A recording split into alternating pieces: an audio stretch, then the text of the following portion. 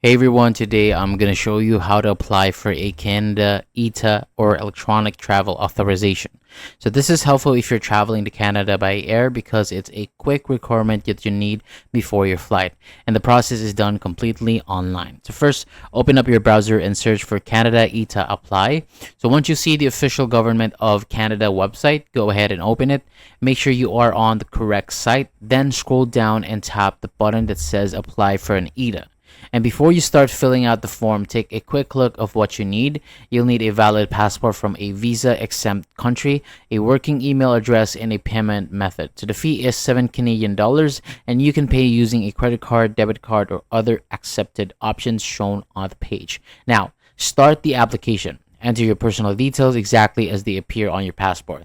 This includes your full name, date of birth, nationality, and passport information. Make sure everything matches to avoid any issues.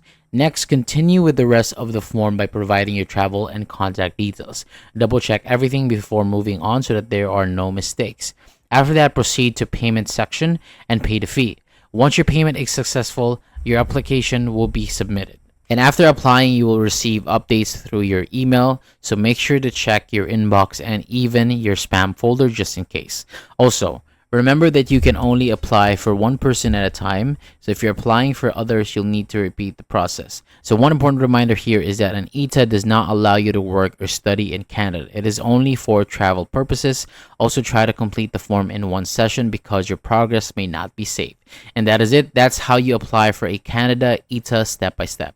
Thank you so much for watching. For more videos like this, hit the subscribe button below and I'll see you on the next video.